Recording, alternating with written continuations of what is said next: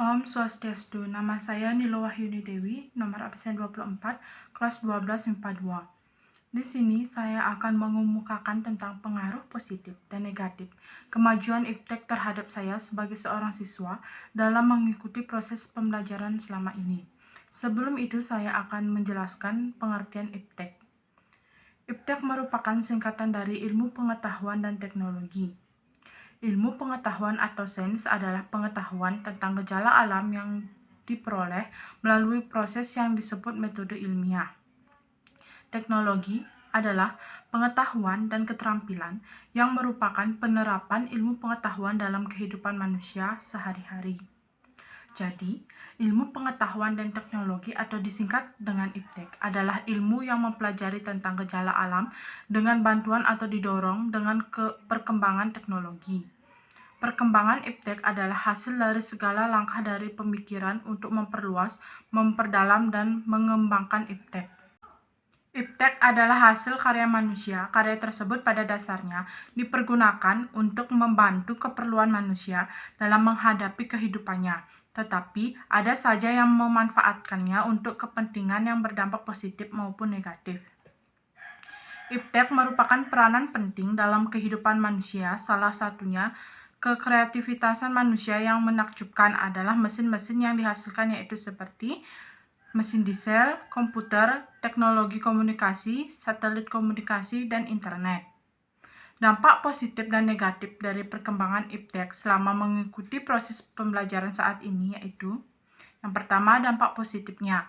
Munculnya media massa, khususnya media elektronik sebagai sumber ilmu dan pusat pendidikan seperti jaringan internet. Dengan hal ini, guru bukanlah satu-satunya sumber ilmu pengetahuan, sehingga saya dalam belajar tidak perlu terlalu terpaku terhadap informasi yang diajarkan oleh guru, tetapi juga bisa mengakses pembelajaran lewat internet. Sistem pembelajaran tidak harus melalui tatap muka. Selama ini, proses pembelajaran yang kita kenal yaitu adanya pembelajaran yang disampaikan hanya dengan tatap muka. Namun, dengan adanya kemajuan teknologi, proses pembelajaran bisa dilakukan di rumah, seperti menggunakan aplikasi Zoom, Google Classroom, dan yang lainnya. Pelaksanaan evaluasi berbasis komputer. Selama pembelajaran daring, soal-soal ataupun materi bisa dikirim melalui komputer menggunakan perangkat baru, sehingga materi ataupun soal-soal bisa dikerjakan melalui komputer. Yang kedua, dampak negatif. Adanya internet ataupun media elektronik dan situs-situs pembelajaran lainnya yang menyediakan materi ataupun jawaban atas soal-soal yang diberikan guru, sehingga sebagian besar siswa tidak memahami materi atau soal yang diberikan oleh guru karena sudah tersedianya jawaban yang diperoleh dari situs-situs pembelajaran online. Kebiasaan copy-paste membuat siswa semakin mudah mendapatkan jawaban dari soal-soal yang diberikan oleh guru, sehingga siswa tidak memahami soal dengan baik.